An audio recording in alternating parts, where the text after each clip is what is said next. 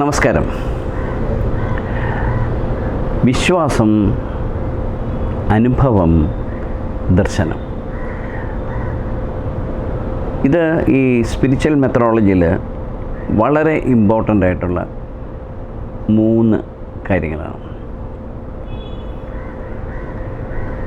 അതായത് സാധനയെ ഗൗരവമായിട്ട് എടുക്കുന്നവർക്ക് ഇതൊക്കെ പ്രശ്നമുള്ളൂ. ഈ ചാനൽ സാധനയെ വളരെ സീരിയസ് ആയിട്ട് കരുതുന്നൊരു ചാനലാണെന്ന് എനിക്കറിയാം. അതുകൊണ്ട് തീർച്ചയായിട്ടും എൻ്റെ ഈ വാക്കുകൾ കേൾക്കുന്നവരും ഈശ്വര സാധനയിൽ വളരെ ഗൗരവഭാവം ഉൾക്കൊള്ളുന്നവരായിരിക്കും. എങ്കിലേ ഈ 3 വിഷയങ്ങളെക്കുറിച്ച് ഉള്ളൊരു ചർച്ചയ്ക്ക് പ്രസക്തിയുള്ളൂ. ആദ്യത്തെ പടി വിശ്വാസമാണ്. പക്ഷേ അത് വളരെ പ്രയാസമാണ്. കാരണം വിശ്വാസത്തിൻ്റെ പകുതി എപ്പോഴും അവിശ്വാസമായിരിക്കും. അതായത് നമ്മളൊരു നിഴലും നിലാവുമായിരിക്കുന്ന ഒരവസ്ഥയുണ്ട് നമ്മുടെ വിശ്വാസം. ചങ്ങമ്പുഴ പറയും പോലെ ഒരു പകുതി പ്രജ്ഞയിൽ നിഴലും നിലാവും, മറുപകുതി പ്രജ്ഞയിൽ കരിപൂശിയ വാവും എന്ന് അദ്ദേഹം പറയും. സാധാരണ ആദ്യകാല വഴികളിൽ ഇതാണ് അവസ്ഥ. എന്ന് പറഞ്ഞാൽ വിശ്വസിക്കണമെന്നുണ്ട്, പക്ഷേ യുക്തി സമ്മതിക്കില്ല. വിശ്വസിച്ചാൽ ഒരുപാട് ഗുണങ്ങളുണ്ടെന്നും അറിയാം, എങ്കിലും ഒരു മാനക്കേട്. എങ്ങനെ ഇതൊക്കെ വിശ്വസിക്കും? ശരിയാണോ ഈ പാത? സത്യത്തിൽ ഈശ്വരമുണ്ടോ? ആരെങ്കിലും കണ്ടിട്ടുണ്ടോ? ഇതൊക്കെ വെറും ചപ്പടാച്ചികളല്ലേ. പണ്ടാരോ എഴുതി വെച്ച കുറേ കാര്യങ്ങൾ അത് വിശ്വസിച്ച് കിടക്കുന്ന കുറേ ആളുകൾ അതിനെ ഒരിക്കലും ഇവർ ചോദ്യം ചെയ്യുകയില്ല. ചോദ്യം ചെയ്താൽ ഇവരുടെ വിശ്വാസം തകർന്നു പോകും. അതായത് യുക്തിയുടെ ടോർച്ചടിച്ചാൽ ഇരുട്ടകലും എന്നുപോലെ ഈ ഒരു കാലഘട്ടമാണ് തരണം ചെയ്യാൻ ഏറ്റവും പ്രയാസമുള്ളൊരു കാലഘട്ടം.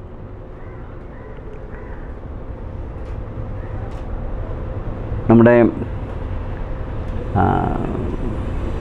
ഇന്ത്യയിലെ ഏറ്റവും വലിയ സ്വിമ്മറായിട്ടുള്ള ഒരാൾ, അദ്ദേഹം ശ്രീലങ്കയിൽ നിന്ന്, ശ്രീലങ്കയല്ല സിലോണിൽ നിന്ന് ധനുഷ്കോടിയിലേക്ക് നീന്തുകയാണ്, പാക് സ്ട്രൈറ്റിൽ കൂടെ. വളരെ പ്രയാസമുള്ള ഒരു കടലാണത്. ഒരുപാട് അണ്ടർ കറൻസ് ഉണ്ട്. പിന്നെ ജന്തുക്കൾ ഒരുപാടുള്ള കടലാണ്. സർപ്പങ്ങൾ, വിഷമുള്ള സർപ്പങ്ങൾ, അതിന് ഇലക്ട്രിക് കറണ്ടുള്ള സർപ്പങ്ങൾ, അത് ഈ ഇലക്ട്രിക് കറണ്ടുള്ള മത്സ്യങ്ങൾ. അത് ഗംഭീര ഷോക്കാണ്. സാധാരണ ഷോക്കല്ല അത് അടിക്കുന്നത്. മാത്രമല്ല കറക്റ്റ് ഒരു മാപ്പിങ്ങും ഇല്ല. ആ ഒരു നദിയാണ് നീന്തി കിടക്കുന്നത്. അപ്പോൾ നീന്തി രാപ്പകലിങ്ങനെ നീന്തി, ബാക്കിൽ നേവൽ ബോട്ട് ഇങ്ങനെ വരുന്നുണ്ട്. പക്ഷേ മാപ്പിങ്ങിൽ പറഞ്ഞു കൊടുക്കുന്നല്ലോ, ബാക്ക് വരുന്നവർ പറഞ്ഞു കൊടുക്കണം. എവിടെയെങ്കിലും ദിശ മാറി പോവുകയാണെങ്കിൽ അവർക്കെന്തോ തെറ്റുപറ്റി. ഇദ്ദേഹം ഇന്ത്യയിൽ നിന്ന് വളരെ അകന്നകന്ന് പോയി നീന്തി. കുറേ പോയി കഴിഞ്ഞപ്പോഴാണ്, കുറേ എന്ന് വെച്ചാൽ മൈലുകളാണ്, പോയി കഴിഞ്ഞപ്പോഴാണ് ബാക്കിൽ വരുന്നവർ പറഞ്ഞത് നമുക്ക് ദിശ തെറ്റിപ്പോയി. എന്തൊരു നിരാശയായിരിക്കുമെന്ന് ആലോചിച്ചു. പിന്നെ തിരിഞ്ഞ് നീന്താൻ തുടങ്ങി. അവനെക്കുറിച്ച് അദ്ദേഹം പറഞ്ഞതാണ്, ഇരുട്ട്, ഭയങ്കര തണുപ്പ്, തിരമാലകളിലൂടെയുള്ള യാത്ര, എന്തെങ്കിലും ഒരു പ്രതീക്ഷയ്ക്ക് വകകല്ലുന്ന എന്തെങ്കിലും സംഭവിച്ചിരുന്നെങ്കിൽ എന്ന് ഹൃദയം കൊണ്ട് ഭയങ്കരമായിട്ട് ആശിച്ചു പോകുന്നു. കാരണം ഏത് മനുഷ്യനും ഒരു ലിമിറ്റുണ്ടല്ലോ, ആ ലിമിറ്റിനപ്പുറം നീന്താൻ പറ്റും. തളർന്നു പോവില്ലേ? ഇത് കുറേ കിലോമീറ്റർ വെളിയിൽ പോയിട്ട് തിരിച്ച് നീന്തുകയാണ്. അപ്പോൾ തൻ്റെ ഈ ശ്രമം പരാജയപ്പെടുമോ എന്ന് അദ്ദേഹത്തിന് ഭയങ്കര പേടിയുണ്ട്. എങ്കിലും നീന്തുകയാണ്, എവിടെയോ ഒരു പ്രതീക്ഷ വെച്ചുകൊണ്ട്. അങ്ങനെ നീന്തി തോറ്റു പോകുമെന്നൊരവസ്ഥയിലെത്തി. ശരീരമെല്ലാം അവരുടെ മരവിക്കുന്ന അവസ്ഥയിലെത്തി. അപ്പോഴാണ് അദ്ദേഹത്തിൻ്റെ കണ്ണിൽ ഒരു ചെറിയ പ്രകാശം ഇങ്ങനെ മിന്നി മാഞ്ഞോ എന്നൊരു സംശയം. അദ്ദേഹം ആദ്യം വിചാരിച്ചു നക്ഷത്രമായിരിക്കുന്നു. കുറച്ചുകൂടെ കഴിഞ്ഞപ്പോൾ അത് സ്റ്റഡി ആയിട്ട് തന്നെ നിൽക്കുന്നു. അപ്പോൾ അദ്ദേഹത്തിന് മനസ്സിലായി ധനുഷ്കോടി, അതാണ് ഏറ്റവും അടുത്ത പോർഷൻ ശ്രീലങ്കയുടെ.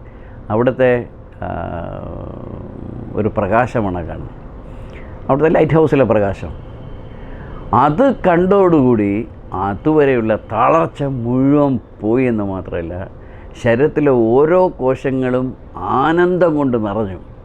പിന്നെ അടിച്ച് പതച്ച് നീന്തിയായിരുന്നു അദ്ദേഹം. ഈ ആദ്യ കാലഘട്ടം അങ്ങനെയാണ് സാധനയിൽ. അതായത് നമുക്ക് ഒരു നിവൃത്തിയില്ലായ്മ ഫീൽ ചെയ്യും. ഒന്ന്, സാധന വ്യക്തമായി പഠിച്ചുകൊണ്ടല്ല പലപ്പോഴും സാധന വരുന്നത്. അങ്ങനെ പഠിപ്പിക്കുന്ന സ്ഥാപനങ്ങൾ വളരെ കുറവാണ്.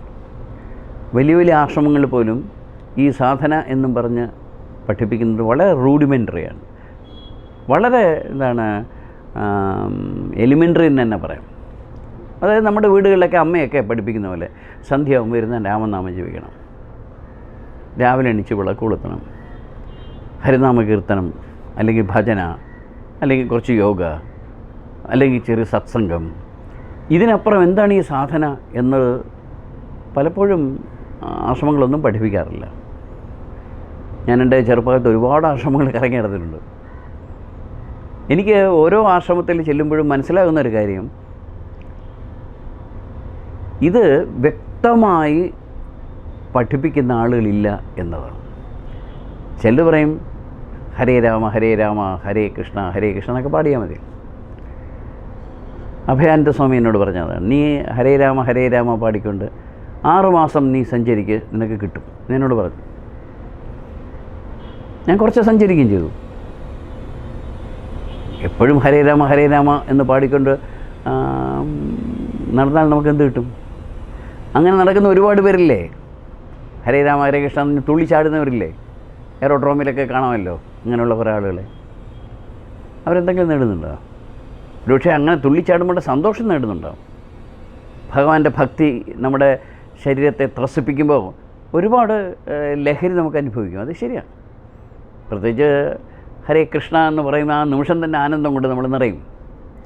ശരി, പക്ഷെ അങ്ങനെ ആനന്ദം കൊണ്ട് നിറഞ്ഞാൽ മതിയോ? വയസ്സുകാലം വരെ ഇങ്ങനെ തുള്ളിച്ചാടി നടന്നാൽ മതിയോ? ഇവർ ജ്ഞാനമെന്ന് പറയുന്ന ജ്ഞാനം നമുക്ക് വരണ്ടേ? ജ്ഞാനത്തല്ലേ ആത്യന്തികമായി തേടുന്നത്. ഭഗവാൻ ഗീതയിൽ തന്നെ പറയുന്നുണ്ടല്ലോ, ജ്ഞാനമാർഗം എന്നാണ് ഏറ്റവും പ്രയാസമുള്ള മാർഗം. ഭക്തി കൊണ്ട് അതിലെത്താൻ പറ്റുമായിരിക്കും, പക്ഷേ എത്തിയതിൻ്റെ ലക്ഷണമൊന്നും കാണുന്നില്ല. അതാണ്. ഇപ്പോൾ ശ്രീരാമകൃഷ്ണ പരമഹംസരെ എടുത്തു നോക്കൂ. അദ്ദേഹം ഭക്തിമാർഗം തന്നെയാണ് പിന്തുടർന്നത്. എക്സ്ട്രീം ഭക്തിമാർഗം. ഹനുമാനെ പൂജിച്ചാൽ അറിവുണ്ടാവും എന്ന് ആരോ പറഞ്ഞിടത്തനുസരിച്ച് അദ്ദേഹം ഹനുമാൻ്റെ വേഷം കെട്ടിയിട്ട് ഗംഗാതീരത്തിലൊരു മാവിൻ്റെ മുകളിൽ കയറിയിരിക്കുകയായിരുന്നു. ഞാൻ ഹനുമാനാണെന്ന്. എനിക്കൊന്നുമില്ല, അത്രയധികം ഈ സാധനയെ സീരിയസ് എടുത്ത ഒരാൾ ഈ ഭൂമിയിലുണ്ടാവും. അദ്ദേഹം സ്ത്രീ വേഷം കെട്ടിയിരുന്നു, ദേവിയാണെന്ന് പറഞ്ഞു. ഇടയ്ക്ക് ക്രിസ്തുമതത്തിലേക്ക് അദ്ദേഹത്തെ മതം മാറ്റാൻ കുറച്ച് പേര് വന്നിട്ട് ക്രിസ്തുമതത്തെക്കുറിച്ച് ഭയങ്കരമായിട്ട് പ്രസംഗിക്കുമ്പോൾ എല്ലാം കേട്ടിരുന്ന് പഠിച്ചു. എന്തിന്? അദ്ദേഹം ഒരു മുസ്ലിമായി ഇടയ്ക്ക് പോയി. ഒരു പള്ളിയിൽ പോയിട്ട് ശ്രീരാമകൃഷ്ണ പരമഹംസർ എന്ന് പറയുന്ന പോറ്റി, അമ്പലത്തിലെ പോറ്റിയാണ്, അദ്ദേഹം അബ്ദുള്ള എന്നുള്ള പേര് സ്വീകരിച്ച് അദ്ദേഹം മുസ്ലിമായി. അത് വലിയ പ്രശ്നമായി പിന്നീട്. ഇന്നൊക്കെ ആയിരുന്നെങ്കിൽ അത് വലിയ പ്രശ്നം തന്നെ. അന്ന് അദ്ദേഹം വളരെ അറിയപ്പെടുന്ന ആളൊന്നുമല്ല. മാത്രമല്ല ദക്ഷിണേശ്വരത്തിലെ ഭ്രാന്തൻ എന്നാണ് അദ്ദേഹത്തെ വിളിച്ചിരുന്നത്. കാരണം ഈ ഭ്രാന്തന്മാർക്ക് എന്ത് ചെയ്യാനുള്ള ലൈസൻസ് ഉണ്ടല്ലോ. അദ്ദേഹം അവിടെ പോയി നിസ്കരിക്കുകയും പ്രാർത്ഥിക്കുകയും തലയിൽ തൊപ്പിയൊക്കെ വെച്ച് നടന്നു. അപ്പോൾ ഹിന്ദുക്കൾ നിന്ന് ആ പള്ളിയുടെ ഫ്രണ്ടിൽ ബഹളം ഉണ്ടാക്കി. ഒരമ്പലത്തിൽ പോറ്റിയായിരുന്നില്ല അദ്ദേഹം. അപ്പോൾ അദ്ദേഹം ഇറങ്ങി വന്ന് ഇവരോട് പറഞ്ഞെന്താണ്, ഈ ഹിന്ദുക്കളോട്, നിങ്ങൾ ഒന്നും തെറ്റിദ്ധരിക്കരുത്, ഇവർക്ക് ദൈവത്തെ കാണാനുള്ള കഴിവുണ്ടെന്നാണ് ഇവർ പറയണത്. അവർ അള്ളാഹു എന്ന് വിളിക്കുന്ന ദൈവമാണ്. അപ്പോൾ ദൈവത്തെ കാണിച്ചു തരാമെന്നാണ് എന്നോട് പറഞ്ഞിരിക്കുന്നത്. അത് ഞാൻ രഹസ്യമായിട്ട് പഠിക്കുകയാണ്. പഠിച്ചൊന്നേരം ഞാൻ നിങ്ങളെയും പഠിപ്പിക്കാം. എന്തൊരു നിഷ്കളങ്കത്വം എന്നാലോചിച്ചു ഹൃദയത്തിൽ. അപ്പോൾ ഈ വന്ന ഹിന്ദുക്കളൊക്കെ ഇങ്ങനെ വട്ട് തന്നെ എന്ന് പറഞ്ഞാൽ അവർ പോയി. പക്ഷെ എന്താണ് സംഭവിച്ചത്? എല്ലാവരും അള്ളാഹ് എന്ന് വിളിക്കുമ്പോൾ ഇദ്ദേഹത്തിൻ്റെ ഉള്ളിൽ നിന്ന് അമ്മാ എന്നേ വരുള്ളൂ, അള്ളാഹു എന്ന് വരില്ല. അപ്പോൾ അവർക്ക് ദേഷ്യം വന്നു. ആരെങ്കിലും സമ്മതിക്കുമോ പള്ളിക്കകത്ത് കയറി അമ്മ അമ്മ അമ്മ? അപ്പോൾ അദ്ദേഹം പറഞ്ഞു അത്രേ, എന്ത് ചെയ്യാൻ, ഞാൻ അള്ളാഹെന്നാണ് വിളിക്കുന്നത്, പക്ഷേ എൻ്റെ കഴുത്തിൽ ആരോ കയറി പിടിക്കുന്നു, പിന്നെ എനിക്ക് അമ്മ എന്നേ വരുള്ളൂ. അവസാനം അവരും പറഞ്ഞു വട്ടനാണെന്ന്. നോക്കൂ, ഇങ്ങനെ സാധനയുടെ തീവ്രത എത്ര ദിവസങ്ങളിൽ ബ്രാഹ്മണി എന്ന് പറയുന്ന ഒരു സന്യാസി അദ്ദേഹത്തെ തന്ത്രവിധിയിലേക്ക് കൊണ്ടുവന്ന ഒരു കാലഘട്ടമുണ്ട് അദ്ദേഹത്തിൻ്റെ ജീവിതത്തിൽ. ഒരു ദിവസം ഗംഗയിലൂടെ തുഴഞ്ഞ് ഒരു സ്ത്രീ വന്ന ഉടൻ രാമകൃഷ്ണ പരമഹംസരോട് പറഞ്ഞു, എന്നാൽ രാമകൃഷ്ണ ചെറുപ്പമാണ്, നീ പോകുന്ന പാത ശരിയല്ല, നീ തന്ത്രത്തിൻ്റെ വഴിയിൽ വരണം എന്ന് പറഞ്ഞ് അദ്ദേഹത്തെ തന്ത്രവിദ്യ പഠിപ്പിച്ചു. അവർ ഹിമാലയത്തിലുള്ള സന്യാസിനിയായിരുന്നു. പക്ഷേ പഠിപ്പിച്ച് ഇദ്ദേഹത്തിന് ജ്ഞാനത്തിലേക്ക് പ്രവേശിക്കാൻ കഴിഞ്ഞു. പക്ഷേ അവർക്ക് കഴിഞ്ഞില്ല. അവർക്ക് രാമകൃഷ്ണ പരമഹംസരോട് ഭയങ്കര അറ്റാച്ച്മെൻ്റ് വന്നു. അപ്പോൾ രാമകൃഷ്ണ പരമഹംസർ വിഡ്രോ ചെയ്തു. ശരി, കാര്യമൊക്കെ ശരി തന്നെ, പക്ഷേ എന്നോടൊരു അറ്റാച്ച്മെൻറ്റ് ഞാൻ സമ്മതിക്കില്ല. അവർ നിരാശയായിട്ട് തിരിച്ച് ഹിമാലയത്തിൻ്റെ സാനുക്കളിലേക്ക് പോയി കളഞ്ഞു. അപ്പോൾ സാധാരണ ഒരു ജീവിതത്തിനകത്ത് ആളുകൾക്ക് പറ്റാത്ത ഒരുപാട് സാധനകളെ അനുഷ്ഠിച്ച മനുഷ്യനാണ്. അതുകൊണ്ടെന്താണ് അദ്ദേഹം അറിവിലേക്ക് പ്രവേശിച്ചു. അതുകൊണ്ടാണ് ഏറ്റവും പ്രയാസമുള്ള കാര്യങ്ങൾ പോലും, അതായത് ആധ്യാത്മികമായിട്ടും നമുക്ക് മനസ്സിലാക്കാൻ ഏറ്റവും പ്രയാസമുള്ള കാര്യങ്ങൾ പോലും വളരെ സിമ്പിളായിട്ട് അദ്ദേഹം പറഞ്ഞത്. അദ്ദേഹം പറഞ്ഞ പോലെ കഥകൾ ആരെങ്കിലും പറഞ്ഞിട്ടുണ്ടോ? വെറും കഥകളല്ല. ഇപ്പം ആമയും മൊയിലും മത്സരിച്ച ആ കഥയല്ല. അന്ന് വരെ ആരും കേട്ടിട്ടില്ലാത്ത ഒരുപാട് കഥകൾ, ശ്രീകൃഷ്ണനെക്കുറിച്ചും ശ്രീരാമനെക്കുറിച്ചും ഒക്കെ കഥകൾ. ഈ കഥകളൊക്കെ അദ്ദേഹം പറയുന്നത് ഒരു സാഹിത്യകാരനെ പോലെ അല്ല, അല്ലെങ്കിൽ ഒരു കഥാകാരനായിട്ടല്ല, വളരെ മൈന്യൂട്ടായിട്ടുള്ള സാധന ക്രമങ്ങളെ അടിസ്ഥാനമാക്കിയാണ്. അതാണ് എൻ്റെ ഏറ്റവും വലിയ രസം. ഇപ്പോൾ വിവേകാനന്ദ സ്വാമിയെ പോലത്തെ ഒരാൾക്ക് രാമകൃഷ്ണ പരമഹംസരെ പോലത്തെ ഒരാളെ ഇമ്പ്രസീവായിരിക്കുക, അല്ലെങ്കിൽ നല്ലൊരു മനുഷ്യൻ എന്നൊരു ഇമ്പ്രഷൻ ഉണ്ടാകുക വളരെ ബുദ്ധിമുട്ടാണ്. കാരണം നരേന്ദ്രൻ എന്ന് പറയുന്നത് അന്ന് പബ്ലിക് ലൈബ്രറി മുഴുവൻ വായിച്ചു തീർത്ത ആളാണ്. കൽക്കട്ടയിൽ രാവിലെ തൊട്ട് വൈകുന്നേരം വരെ പബ്ലിക് ലൈബ്രറി ഇരുന്ന് വായിച്ചത്. അതുപോലെ അദ്ദേഹം ബ്രഹ്മസമാജിൻ്റെ അംഗമായിരുന്നു. ബ്രഹ്മസമാജർക്ക് ഈ വിഗ്രഹാരാധനയും ഇതുപോലെ ഇതിനൊക്കെ ഭയങ്കര പുച്ഛമായിരുന്നു. കേശവ ചന്ദ്രസെനെ പോലത്തുള്ള ഗംഭീരമായിട്ടുള്ള പണ്ഡിതന്മാർ അവർ പ്രസംഗം കേൾക്കാനായിട്ട് ഇദ്ദേഹം പോയിരുന്നത്. ഇദ്ദേഹം ക്രിക്കറ്റ് വരെ കളിച്ചിട്ടുണ്ട് നരേന്ദ്രൻ. അന്നത്തെ കാലത്ത് ക്രിക്കറ്റ് കളിക്കാന്നൊക്കെ ആലോചിച്ച് നോക്കൂ. ഗുസ്തി പഠിച്ചിട്ടുണ്ട്. ഇന്നത്തെ വെച്ച് നോക്കണേ അന്നത്തെ മോസ്റ്റ് മോഡേൺ ചെറുപ്പക്കാരനാണ് നരേന്ദ്രൻ. എല്ലാവരും കയറി ചോദ്യം ചെയ്യും. ബ്രഹ്മസമാജത്തെ കയറി തന്നെ അടിയുണ്ടാക്കും, ആർഗ്യൂ ചെയ്ത്. ഭയങ്കര ഷാർപ്പ് മെമ്മറിയും. Everything about him is very different. സാധനയുടെ കാര്യത്തിലും അങ്ങനെ തന്നെ. ഒരിക്കൽ നരേന്ദ്രൻ്റെ സുഹൃത്തുക്കൾ, നരേന്ദ്രൻ്റെ കൂടെ രാമകൃഷ്ണ പരമഹംസർ ആശ്രമത്തിലുണ്ടായിരുന്ന ചില സീനിയേഴ്സ്, അവർക്ക് സ്വാഭാവികമായിട്ടൊരു അസൂയ തോന്നി. രാമകൃഷ്ണ പരമഹംസർ എന്താണ് ഈ നരേന്ദ്രൻ ഇത്ര കണ്ടങ്ങ് സ്നേഹിക്കുകയും ഒക്കെ ചെയ്യുന്നത്? സ്വാഭാവികമാണല്ലോ അത്. അവർ ചെന്ന് രാമകൃഷ്ണ പരമഹംസരോട് ചോദിച്ചു, എന്താണ് ഈ നരേന്ദ്രനിൽ ഇത്ര ഒരു പ്രത്യേകത കാണുന്നത്? അപ്പോൾ പരമഹംസർ പറഞ്ഞു, നിങ്ങളൊരു കാര്യം ചെയ്യും, അവനോട് പോയി ചോദിക്കുക എങ്ങനെയാണ് അവൻ ഉറങ്ങുന്നതെന്ന്. പിന്നെ ചോദിച്ച്, ഉറങ്ങുന്നത്? നീ എങ്ങനെയാണ് ഈ ഉറങ്ങുന്നത് എന്ന് നരേന്ദ്രനോട് ചോദിക്കൂ. അപ്പോൾ അവരെല്ലാം കൂടെ ഒരു ദിവസം നരേന്ദ്രനോട് ചോദിച്ചു, നരേന്ദ്ര, നീ എങ്ങനെയാണ് ഈ ഉറങ്ങുന്നത്? നരേന്ദ്രൻ പറഞ്ഞു, എല്ലാവരും ഉറങ്ങും പോലെ തന്നെ. എങ്ങനെയാണത്? ഞാനിങ്ങനെ രാത്രിയാകുമ്പോൾ കിടക്കും, ഉറങ്ങാൻ തീരുമാനിക്കും, എന്നിട്ട് ഒരു നീല വെളിച്ചം ഇങ്ങനെ പ്രത്യക്ഷപ്പെടും. ആ നീല വെളിച്ചത്തെ എന്നെ ഒന്നങ്ങ് കവർ ചെയ്യും, ഞാനതിൽ മുങ്ങും കിടക്കും. പിന്നെ രാവിലെ ഉണരുമ്പോൾ ആ നീല വെളിച്ചം എന്നെ വിട്ടുപോകും. ഇങ്ങനെയല്ലേ നിങ്ങൾ ഉറങ്ങുന്നത് എന്ന് നരേന്ദ്രൻ ചോദിച്ചു. അപ്പം ഇതൊരു അവതാര പുരുഷനാണ്. ഒരു പ്രത്യേക കാലഘട്ടത്തിൽ ഭാരതത്തിൽ വന്ന് ജനിക്കേണ്ട അവതാര പുരുഷന്മാരിൽ ഒരാൾ. അതാണ് ഈ നരേന്ദ്രൻ. അപ്പോൾ അദ്ദേഹത്തിന് ഇങ്ങനെ ഭദ്രകാളിയെ കണ്ടെന്നും ഭദ്രകാളിയോട് സംസാരിച്ചെന്നും അതുപോലെ ഭദ്രകാളി പറഞ്ഞ കഥകളെന്നൊക്കെ പറഞ്ഞിട്ട് പറയുന്ന ആളെ എങ്ങനെ വിശ്വസിക്കും? സാധാരണ മനുഷ്യനല്ലോ. വിവേകാനന്ദസ്വാമിയുടെ അറിവിനെക്കുറിച്ച് റിസർച്ച് ചെയ്തവർ പറയുന്നത് ആ കാലഘട്ടത്തിൽ അദ്ദേഹത്തെ അറിഞ്ഞുകൂടാത്ത ഒരു വിഷയവുമില്ലായിരുന്നു. ശാസ്ത്രത്തെക്കുറിച്ചായാലും ശരി, എന്തിനെക്കുറിച്ചായാലും ശരി, സംസ്കൃതത്തെക്കുറിച്ച്, ഇംഗ്ലീഷിനെക്കുറിച്ച്, ഇംഗ്ലീഷ് ലിറ്ററേച്ചറിനെക്കുറിച്ച് എല്ലാം അസാധ്യമായിട്ട് സംസാരിക്കാൻ കഴിയുന്ന ആളായിരുന്നു അദ്ദേഹം. അങ്ങനെയുള്ള ഒരാൾ, ഒരു വിദ്യാഭ്യാസം ഇല്ലാത്ത ഒരു അമ്പലത്തിലെ പോറ്റിയുടെ പാദങ്ങളിൽ ചെന്നിരിക്കുമോ? അപ്പോൾ രാമേശ്വരം സാർ ആ സ്റ്റേജിലെത്തി അദ്ദേഹത്തിൻ്റെ സാധനയിലൂടെ. അതുകൊണ്ടാണ് ആർക്കും പെട്ടെന്ന് മനസ്സിലാകുന്ന രീതിയിൽ വളരെ ദുരൂഹമായ കാര്യങ്ങളെ പറഞ്ഞ് മനസ്സിലാക്കാൻ പറ്റുന്നത്. എന്താണ് ഒരു ജീനിയസിൻ്റെ ലക്ഷണം? വളരെ ദുരൂഹമായ കാര്യങ്ങൾ, അല്ലെങ്കിൽ മനസ്സിലാക്കാൻ വളരെ പ്രയാസമുള്ള കാര്യങ്ങൾ ഇത് വളരെ സിമ്പിളായിട്ട് പറയുക. അതാണ് ഒരു ജീനിയസിൻ്റെ ലക്ഷണം. ഈ മതങ്ങൾ സംഭവിക്കുക എന്താണെന്ന് വെച്ചാൽ വളരെ ലളിതമായ കാര്യങ്ങളെ അണ്ട കടാഹ ജില്ലി ജീങ്കാര കൂപ മണ്ടൂകൾ എന്നൊക്കെ പറഞ്ഞ് അതിനെ ആർക്കും മനസ്സിലാവാത്ത ഭാഷയിലായിക്കളെ. ഇതാണ് മതപുരോഹിതന്മാരുടെ ഏറ്റവും വലിയ പ്രശ്നം. അത് അവരുടെ ടെക്നിക്കാണ്. ആണ് if you can't convince a person confuse him എന്നൊരു തിയറിയുണ്ട്. പറഞ്ഞ ആൾക്ക് മനസ്സിലായില്ലെങ്കിൽ അവരെ ആശയക്കുഴപ്പത്തിലേക്ക് തള്ളിയിടുക. നമ്മുടെ ഈ ഇടതുപക്ഷ ചില വൈരുദ്ധ്യാധിഷ്ഠിത ഭൗതികവാദക്കാരുണ്ട്. എന്തെങ്കിലും പറഞ്ഞ് കുഴച്ച് മറിച്ച് കളയും. പിന്നെ കേട്ടുകൊണ്ടിരിക്കുന്നവനൊന്നും മനസ്സിലാവില്ല. അപ്പോൾ അവർ വിചാരിക്കും എന്തോ സംഭവം. പണ്ട് എൻ്റെ ഗുരുവിൻ്റെ ആശ്രമത്തിൽ ഒരാൾ സ്വാമി വന്നിങ്ങനെ പോഴ്ത്തുകയാണ്. സ്വാമിക്കൊരു മാഗസിൻ ഉണ്ടായിരുന്നു, പുണ്യഭൂമി. പിന്നീട് അത് പത്രമൊക്കെ ആയി, പിന്നെ ശരിയായില്ല, നിന്നുപോയി.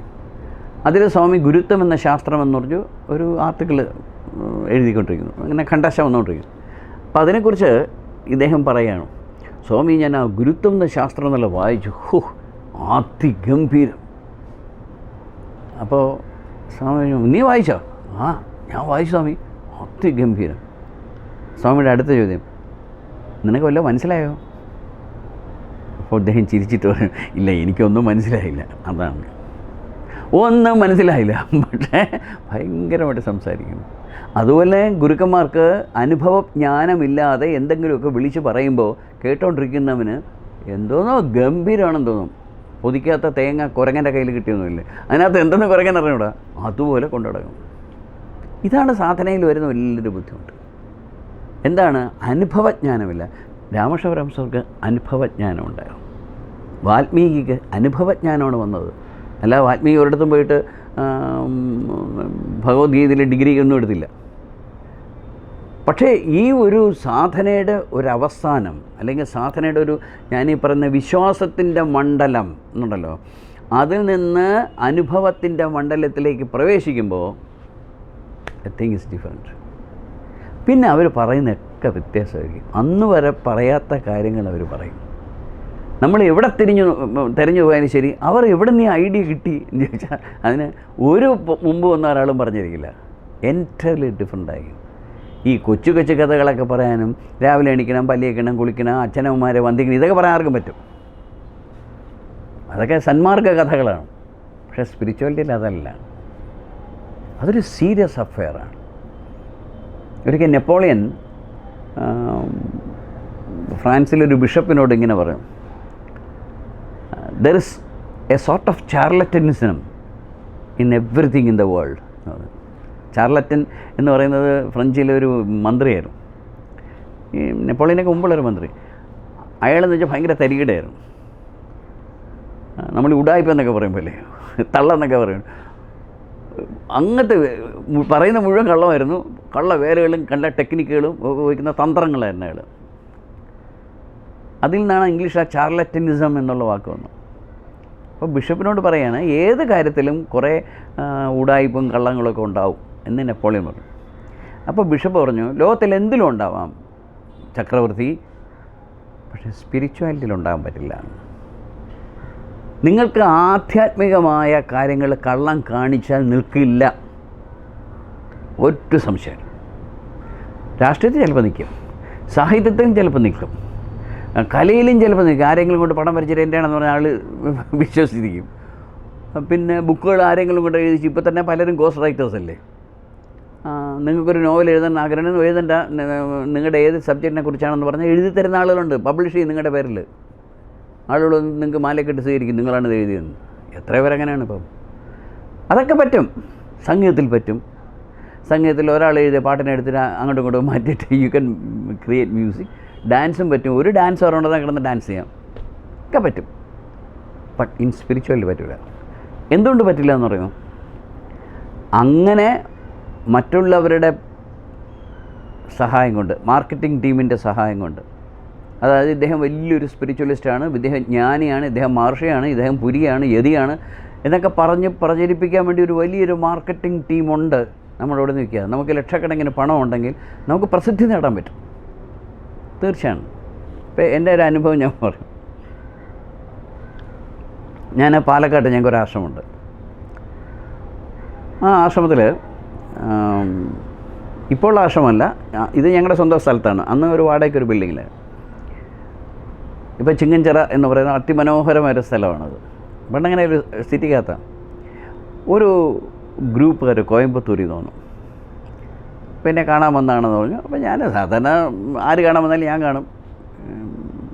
അങ്ങനെ സ്വാമി ധ്യാനത്തിലാണ് എന്ന് പറയുന്ന ആ പരിപാടി നമ്മുടെ ആശ്രമത്തില്ല. എല്ലാവരും വന്ന് വരാൻ തിരികെ ഞങ്ങൾ സംസാരിക്കുന്നുള്ളൂ. അപ്പോൾ അവർ വന്നിരിക്കുന്നത് ഒരു ഭഗവത്ഗീത യജ്ഞം നടത്തണം പാലക്കാട് വെച്ച് നടത്തണം. അപ്പം നിങ്ങൾ ഏതെങ്കിലും അമ്പലത്തിൻ്റെ ആളുകളാണോ? അല്ലല്ല, ഞങ്ങൾ കച്ചവടക്കാരാണ്. അപ്പോൾ ഈ കച്ചവടക്കാർക്ക് എന്തിനാണ് ഗീതാജ്ഞാന യജ്ഞം എന്ന് ഞാൻ ചോദിച്ചു. അല്ല, അത് ഞങ്ങളുടെ ഒരു ആഗ്രഹമാണ്, സ്വാമിയുടെ ഒരു ഗീതാജ്ഞാന യജ്ഞം പാലക്കാട് വയ്ക്കണം. സീരിയസ് ആയിട്ട് ആധ്യാത്മികയെക്കുറിച്ച് പറയുന്നവരായിരിക്കണം. അപ്പോൾ അതുകൊണ്ട് ഞാൻ എൻ്റെ വേറെ വീഡിയോസ് എന്താ കണ്ടു തോന്നും. സത്യത്തിൽ ഒട്ടും സീരിയസ് ആയിട്ട് പറയുന്ന ആളല്ല ഞാൻ. പക്ഷെ അവരെന്താ തെറ്റ്, ഗീത ലിമിറ്റഡ് ചാപ്റ്റേഴ്സാണ്. എല്ലാം എടുത്ത് ലോങ് എടുക്കാൻ പറയാൻ പറ്റില്ല. ലിമിറ്റഡ് ചാപ്റ്റേഴ്സ് എടുത്തിട്ട് അതിലൂടെ കടന്നു പോവുക. അപ്പം അതിന് അവരൊരു കല്യാണ മണ്ഡപം ബുക്ക് ചെയ്യുന്നുണ്ട്. പിന്നെ അവരേതാണ്ട് 8-10 ലക്ഷം രൂപ അതിന് മുടക്കും.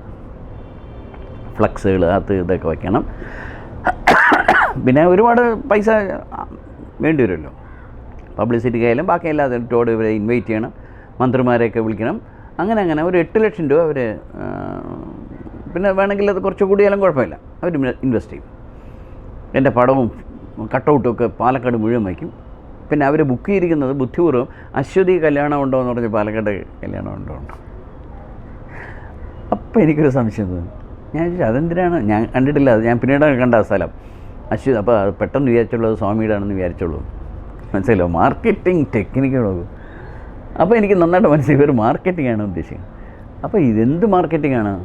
അപ്പോൾ അവർ പറഞ്ഞു, സ്വാമി തെറ്റിദ്ധരിക്കണ്ട, ഞങ്ങൾക്കൊരു സാമ്പത്തിക ഇത് ഇതിനകത്തില്ല. നല്ല ഒരു ടീം വർക്ക് ഞങ്ങളുടെ മാനേജേഴ്സ് വന്ന് ചെയ്യും. സ്വാമിക്ക് അതുകൊണ്ട് പാലക്കാട് വന്നിട്ട് എസ്റ്റാബ്ലിഷ് ചെയ്യാം. പിന്നെ രാവിലെ ചില എന്തെങ്കിലും ക്ലാസ്, ആത്മബോധമോ അങ്ങനെ എന്തെങ്കിലും, വിവേക ചൂടാമണി എന്തെങ്കിലും ക്ലാസ് കൊടുക്കാം. പിന്നെ സ്വാമി യോഗയാണല്ലോ, അപ്പോൾ യോഗ പഠിപ്പിക്കാം. പിന്നെ പൂജകളൊക്കെ വയ്ക്കാം. അങ്ങനെയുണ്ടല്ലോ, വിവാഹം നടക്കാത്തവർക്ക് വിവാഹത്തിനുള്ള പൂജ, വിവാഹമോചനം കിട്ടാത്തവർക്ക് അതിൻ്റെ പൂജ, ഇങ്ങനെയൊക്കെ ആണല്ലോ, അതൊക്കെ വയ്ക്കാം. അതിൻ്റെയൊക്കെ ദക്ഷിണയൊക്കെ സ്വാമി എടുത്തോളാം. പിന്നെ അവസാനം ഈ ഗുരു ഇതിനു വേണ്ടി കൊടുക്കും ദക്ഷിണ, ഗുരുദക്ഷിണ, അതൊക്കെ സ്വാമിക്കാണ്. ഞങ്ങൾക്കൊരു പൈസ ആവശ്യമില്ല. ഞങ്ങൾ 8 ലക്ഷം തൊട്ട് കുറച്ച് കൂടിയ 10 ലക്ഷം വരെയാണെങ്കിലും ഞങ്ങൾ മുടക്കാൻ തയ്യാറാണ്. അപ്പോൾ ഞാൻ അവരോട് ചോദിച്ചു, നിങ്ങൾക്ക് എന്നെ ഒരു പരിചയമില്ല, ആദ്യമായിട്ടാണ് എന്നെ ഒന്ന് പരിചയപ്പെടുന്നത്, നമ്മൾ തമ്മിൽ ഒരു സ്നേഹബന്ധം ഒന്നും തന്നെ ഇല്ല, എൻ്റെ പേരിൽ എന്തിനാണ് ഈ 10 ലക്ഷം രൂപ ചിലവാക്കാൻ നിങ്ങൾ തയ്യാറാവുന്നത്? അപ്പോൾ അവർ പറഞ്ഞു, സ്വാമി ഒരു അണ്ടർസ്റ്റാൻഡിങ്ങിൽ നമുക്ക് പോകണം. ഞാൻ പറയും എന്താണ് സംഭവം? ഇപ്പോൾ ഇവരൊരു ചിട്ടി കമ്പനിയാണ്, മലയാളികളാണ്, കോയമ്പത്തൂരിൽ വലിയൊരു ചിട്ടി കമ്പനിയുടെ ആളുകളാണ്, വെച്ചാൽ വലിയൊരു ചിട്ടി കമ്പനി. അപ്പോൾ അതിൽ ഇൻവെസ്റ്റ് ചെയ്തിരിക്കുന്നത് 2-3 ചെട്ടിയാരന്മാരാണ്, ഹ്യൂജ് ഇൻവെസ്റ്റ്മെൻറ്റ്. അപ്പോൾ അവർക്കൊരു മാനേജറുണ്ടായിരുന്നു. ആ മാനേജറെ ഉമ്മർ പുറത്താക്കി. പക്ഷെ അവൻ ഭയങ്കര എഫിഷ്യൻറ്റ് മാനേജറായിരുന്നു. അദ്ദേഹവും ചെട്ടിയാരാണ്, മനസ്സിലല്ലേ? അപ്പോൾ പ്രശ്നം എന്ന് വെച്ചാൽ ഈ മലയാളികളുടെ അതിൽ നിന്നുള്ള ഡെപ്പോസിറ്റ് മുഴുവൻ ഈ ചെട്ടിയാരന്മാർ പിൻവലിച്ചിട്ട് മറ്റേ മാനേജർ തുടങ്ങുന്ന ഒരു ചിട്ടി കമ്പനിയിൽ ഇൻവെസ്റ്റ് ചെയ്യാൻ പോകാം. ഇത് തടയണം. അപ്പോൾ ഞാൻ ചോദിച്ചത് എങ്ങനെ തടയാൻ പറ്റും? അത് ഞങ്ങൾ ഈ പബ്ലിസിറ്റിയൊക്കെ കൊടുത്ത്, കോയമ്പത്തൂരൊക്കെ പബ്ലിസിറ്റി കൊടുക്കും, എന്നിട്ട് ഞങ്ങൾ അവരെ വിളിച്ചുകൊണ്ട് വരും, അതിൻ്റെ ഇൻവെസ്റ്റേഴ്സിനെ. തമിഴന്മാരാണ്, നല്ല ഭക്തിയുള്ളവരാണ്. അവരെ വിളിച്ചുകൊണ്ട് വന്നിട്ട് സ്വാമിയുടെ ഇത് കേൾപ്പിക്കും. പിന്നെ സ്വാമിയോടൊന്ന് സംസാരിക്കും, അവരൊന്ന് സംസാരിക്കും, അവർ കാലിൽ തൊട്ടൊക്കെ തൊഴിപ്പിക്കും. ഞങ്ങൾ അവർ ഒരു ഇതൊക്കെ തരും, സംഭാവനയൊക്കെ തരും സ്വാമിക്ക്. ഞാൻ ശരി. എന്നിട്ട് ഒരു കാര്യം അവരോടിങ്ങനെ പറയണം. ഞാൻ വെച്ചാൽ എന്താ, ഒരു 3 വർഷത്തേക്ക് ഒരിക്കലും ചെയ്തുകൊണ്ടിരിക്കുന്ന ബിസിനസ് അല്ലാതെ വേറൊന്നും ചെയ്യരുത്, പുതിയൊന്ന് തുടങ്ങുകയും ചെയ്തത് വലിയ അപകടമാകും. ഇത്രയും പറഞ്ഞാൽ മതി. അപ്പോൾ ഞാൻ കുറച്ച് നേരം ആലോചിച്ച് നോക്കി, ദൈവമേ, മഹാലക്ഷ്മി വന്ന് നമ്മുടെ ഫ്രണ്ടിൽ തട്ടിയിട്ട് നമ്മൾ കഥ അടച്ച് ഞാൻ ഇവിടെ ഇല്ല എന്ന് പറയാൻ പറ്റുമോ? പക്ഷേ എൻ്റെ മനസ്സ് ഒരു കാര്യം എന്നോട് ചോദിച്ചു, ആണ് ഇത് കള്ളമാണ്, ഇതിനെ നമുക്ക് പിന്തുടരേണ്ട ആവശ്യമില്ല, അങ്ങനെ ആരും അറിയപ്പെടാതെ ഇരുന്ന് പോയാലും സാരമില്ല. പക്ഷെ ഞാൻ അവരോട് പറഞ്ഞു, എനിക്കത് പറ്റില്ല, കാരണം ഈ ഉദ്ദേശമാണ് നിങ്ങൾക്കുണ്ടെങ്കിൽ എനിക്കത് ചെയ്യാൻ പറ്റില്ല. ഈ സ്ഥാനത്ത് ഇത് ചാടി വീഴുന്ന സന്യാസിമാർ ഒരുപാട് പേരുണ്ടാവും, നിങ്ങൾ അവരാരെങ്കിലും സമീപിക്കണം. അവസാനം അവർ മാപ്പൊക്കെ ചോദിച്ചിട്ട് പോയി. പക്ഷേ അവരൊരു സന്യാസിയെ കണ്ടെത്തി. അദ്ദേഹം എന്ത് ചെയ്തു, ഒരു 10-12 ഏക്കർ വയൽ, ആ വയൽ ചൂട് വിലയ്ക്ക് വാങ്ങിച്ചിട്ടുണ്ട്. അത് ഇവരെന്നെ സഹായിച്ചത്. എന്നിട്ട് അവിടെ യാഗഭൂമി എന്ന് പറഞ്ഞിട്ട് ഗവൺമെൻറ്റിൻ്റെ പെർമിഷനൊക്കെ വാങ്ങിച്ചിട്ട് അവിടെ കൊണ്ട് മണ്ണടിച്ച് അതിനെ മുഴുവൻ കരയാക്കി. എന്നിട്ട് യാഗവും നടത്തി, ചെട്ടിയാരന്മാരെ വിളിച്ചുകൊണ്ടുവന്ന മന്ത്രവും ഓതിക്കൊടുത്തു. അവസാനം ഇതെല്ലാം 10 സെൻറ്റ് 5 സെൻറ്റായിട്ട് വിറ്റ് കോടീശ്വരനായിട്ട് മാറി സാധനം. ഞാൻ നേരത്തെ പറഞ്ഞ ഒരു കാര്യം, ആ ബിഷപ്പ് പറഞ്ഞൊരു കാര്യം ഒന്നുകൂടെ ഓർമ്മിപ്പിക്കുക നിങ്ങളെ. ഈ ചാർലറ്റിനിസം എന്ന് പറയുന്ന ഈ തല്ലിപ്പൊളിത്തരം ഉണ്ടല്ലോ, എന്താണ് ഈ ടക്ക് വേലകൾ, ഇത് സ്പിരിച്വാലിറ്റി പറ്റില്ല. കാരണം അത് അങ്ങനെ കാശുണ്ടാക്കിയ സ്വാമിയുടെ നില ഇപ്പോൾ ഭയങ്കര പരിതാപകരമാണ്. അങ്ങനെ ശിഷ്യന്മാരൊക്കെ അങ്ങോട്ട് പിണങ്ങിപ്പോയി, അങ്ങനെ ഒറ്റപ്പെട്ടു പോയി. എന്തിന്? അപ്പോൾ ഒരു ഗുരു ജ്ഞാനത്തിൻ്റെ വഴിയിലെത്തിക്കഴിഞ്ഞാൽ അദ്ദേഹത്തിൻ്റെ ലക്ഷണങ്ങളിൽ ഒന്ന് എന്ന് പറയുന്നത് അന്നുവരെ പറഞ്ഞിട്ടില്ലാത്ത കാര്യങ്ങൾ പറയുന്നു എന്നതാണ്. അത് ശങ്കരാചാര്യായാലും ശരി, ആരായാലും ശരി, വിവേകനായാലും ശരി, രാമശോരമസരായാലും ശരി, ശ്രീനാരായണ ഗുരുദേവനായാലും ശരി, ചട്ടമ്പി സ്വാമി, നിങ്ങളെടുത്ത് അന്നൊരു മുമ്പ് പറഞ്ഞ കാര്യങ്ങളല്ല പറഞ്ഞിരിക്കുന്നു. ഒരു ജാതി ഒരു മതം ഒരു ദൈവം അതിന് മുമ്പ് ആരെങ്കിലും പറഞ്ഞിട്ടോ? പറഞ്ഞു കാണും. പക്ഷെ നമ്മൾ അറിയപ്പെട്ടത് ശ്രീനാരായണ ഗുരുദേവൻ പറഞ്ഞപ്പോഴാണ്, അല്ലെങ്കിൽ നമ്മൾ ശ്രദ്ധിച്ചത് അല്ലേ? ഒരു ജാതി ഒരു മതം ഒരു ദൈവം എന്നുള്ള സങ്കല്പം അത്ര വലിയൊരു ഗംഭീര സങ്കല്പമൊന്നുമില്ല. പക്ഷേ അന്നത്തെ കാലത്തത് പറയുക വളരെ ബുദ്ധിമുട്ടുള്ള കാര്യമാണ്.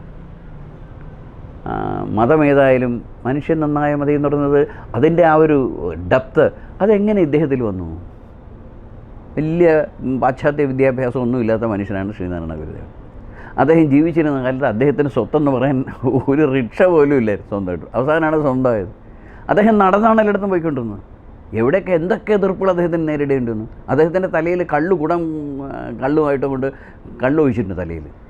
അദ്ദേഹം മദ്യത്തിനെതിരെ സംസാരിച്ചുകൊണ്ട് എവിടെയല്ല ഒരുപാട് സ്ഥലത്ത് അദ്ദേഹം ആക്രമിക്കപ്പെട്ടില്ല എന്നേ ഉള്ളൂ. ഒരുപാട് അദ്ദേഹത്തെ കളിയാക്കുന്ന കാര്യങ്ങളൊക്കെ വന്നിട്ടുണ്ട്. ഒരുപക്ഷെ അദ്ദേഹം ജീവിച്ചിരുന്ന കാലത്ത് അദ്ദേഹത്തിൻ്റെ ഒരു ഫോട്ടോ എങ്കിലും ഏതെങ്കിലും പത്രത്തിൽ വന്നിട്ടുണ്ടോ എന്ന് ചോദിച്ചാൽ ഉണ്ടായിരിക്കാം, വളരെ കുറവാണ്. ഇന്ന് നമ്മൾ കാണുന്ന രീതിയിൽ, അല്ലെങ്കിൽ ഇന്ന് ജനലക്ഷങ്ങൾ നെഞ്ചിലേറ്റിയ പോലെ ശ്രീനാരായണ ഗുരുദേവൻ നെഞ്ചിലേറ്റിയിരുന്നോ എന്ന്? ഒരിക്കലുമില്ല. ശ്രീനാരായണ ഗുരുവിന് ഇത്ര കണ്ട് വളരുമെന്നും വിദേശ രാജ്യങ്ങളിലെ യൂണിവേഴ്സിറ്റികൾ അദ്ദേഹത്തെക്കുറിച്ച് പഠിക്കുമെന്നൊന്നും ആർക്കും അറിയില്ലായിരുന്നു.